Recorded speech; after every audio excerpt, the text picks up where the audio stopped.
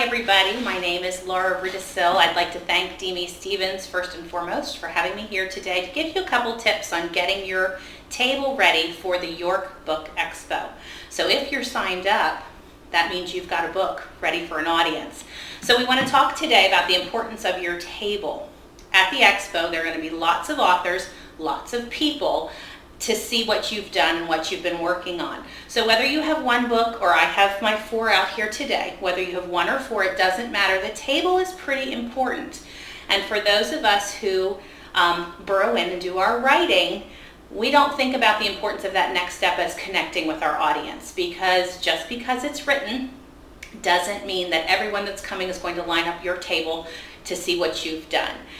We're going to have some stoplights to get them to stop and engage and talk with you. So all I did today was lay out my books, and like I said, it doesn't matter if you only have one. If they're laying flat like they are right now, it's going to be difficult for people to get their eye caught as they pass by you. So at the very least, you can pick up little book props at the dollar store, which just very simply raise our eye gaze to the level of the table. If you don't have something like this and you have multiple copies of your books, you would just want to put a few behind and then gently, carefully prop them so that they lean and again are more visible. So that is something at the very, very least that you want to do. So along with your book props, your novels, and your signing pen, because they want to engage you and get your signature in that book, we're going to talk about next what other things can we do to optimize your table to engage that audience and get them to know about you and your book. Okay, so we're back with just some suggestions of things you might consider for your table. This is not how it will be set up for the event, but just some things to think about based on your content. You want to have something maybe that's interesting that might engage the audience member. So if you're a children in your audience, maybe something that's related to that story. My book, Saltwater Cowboy, is about the wild ponies at Chincoteague. So this tended to not only get those children who are holding the mother's hand, the mother is my reader, to stop and say, hey mom, can I touch the pony? Now I can have a conversation with the mother. At the expo last year, I actually had these electric candles on my table, and I can't tell you how many people stopped to say, oh, I thought that was real. Again, it's a little stop sign. So height is the next thing I'd like you to consider. Getting up off that table is important, so having something that will add some height. You might think, I don't want to do that, but all of you are going to be carrying your books in something, and a crate is a very simple way. And you can get these, again, at the dollar store, all different colors. Very simple way to add height to your table. If you've done any publicity, if you have any articles on your book, you can even generate an article in Word on your computer. Having some kind of plexiglass thing with your picture, and believe it or not, it sounds silly, I am the author. A lot of people will look at your table and not necessarily put together that you are the author. Now, not necessarily that would always happen at the expo, but when you're out at vendor events and things like that, they'll say, oh, did you write these books? You think it's sort of a common thing that they put that together, but that might be something to consider. Another thing to think about is the handout. Again, at the York Book Expo, lots and lots of people are coming through. More people will want to pick up something to remember who you are and what that book was that they saw and they want to remember. A business card, a simple business card is all you would have to think about there. If you've done any kind of postcard announcement, Vistaprint, Printastat, lots of printing options there. Again, a tangible takeaway that reminds them who you are, what the book was about, where can I find the book, that when they're sifting through their 40 cards when they get home, they're going to remember your table. Tablecloth. And one last important piece of advice that took me a while to remember doing this, having a notepad or something to get their email address. Encourage them to connect with you on Facebook. Any way for you to engage them, again, remind them of who you are. The general rule of thumb is they're going to have to see you or hear about your book 8 to 10 times sometimes before they go, that's a book I wanted to read. I remember that title. Where did I hear about that for? Oh, I met them at the expo. Anything to trigger that. So having something to jot down. I also get a lot of people who will say, hey, did you ever think about writing this? Or I have the perfect book for you. It is a nice way sometimes to get that information and say, hey, we can connect with you later. I can tell you what my process was, maybe help them, encourage them to write their own story. So these are some of the things I'd like you to think about. I'm going to come back in a second and show you what it looks like put together. All right, so here is a setup that pretty much anybody can do, again, depending on what your topic is. You want to think about that. You don't necessarily have to have height on both sides, and we are working today off of the 4-foot table. For this particular event, you had the option of 4s and 8s, so just why we want to practice at home before we get there. Make sure that you set it up. Snap a couple pictures with your cell phone. Look at it from how the audience is going to look at it as they come through. So a couple things. A poster. Now again, at this particular event, you have the overhead bar to hang from. Didn't bring those along today, but the metal hangers are provided for you, so have some grommet holes put in your poster that they can actually hang behind you.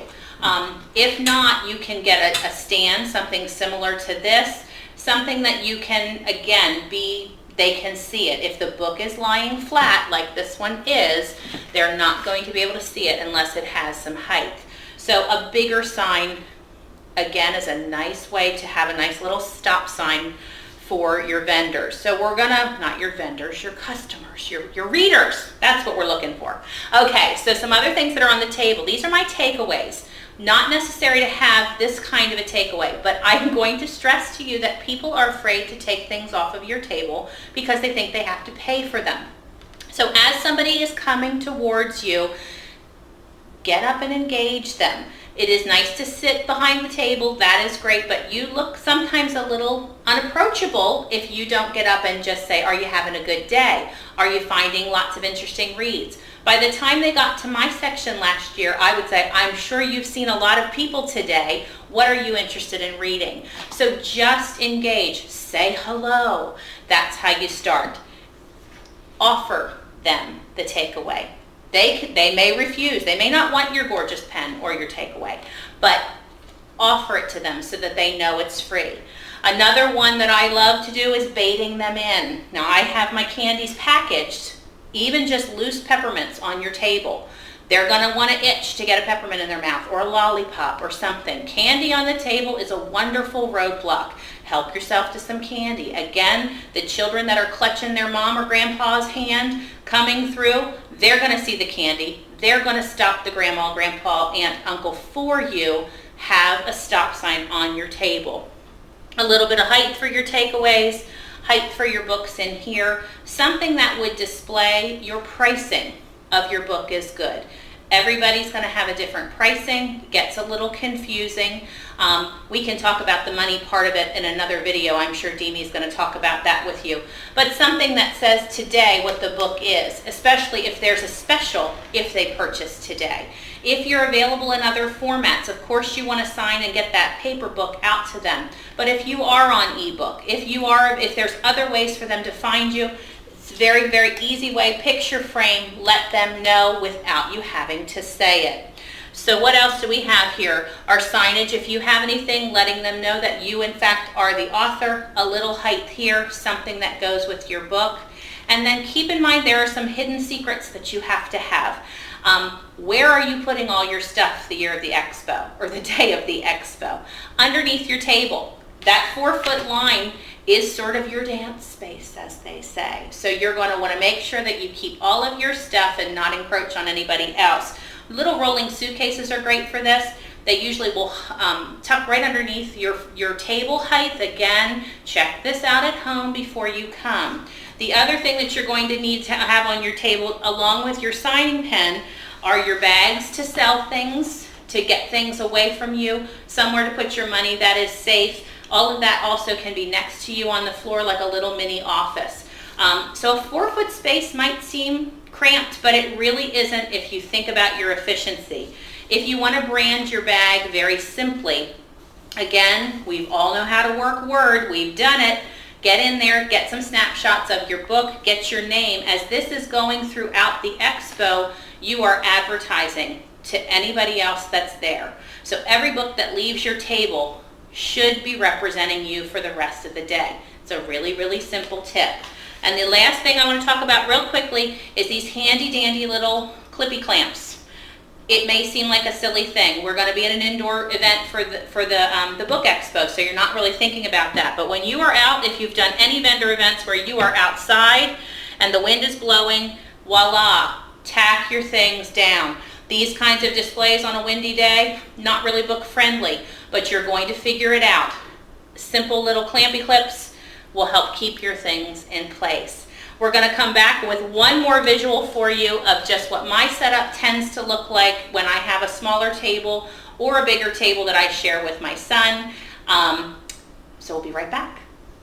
Okay, so this is just a maximizing of a 4-foot space. Certainly not everybody's going to have a saddle, and it is a big use of space, but talk about a stop sign. The saddle does it for me. So think about what you're trying to represent. The point is to engage. Everybody's at a different place. Whether you have one book or 20 books, it doesn't matter if you don't connect, and let them get to know a little bit about you. So think about height, think about takeaways, think about bait, say hello, engage with them a little bit, but above all, have fun. You have done something wonderful and accomplished what many people dream of doing, getting your name on the spine of a book, and now you're going to get out and engage with your audience and your readership, and it is fantastic. So I wish you the best of luck.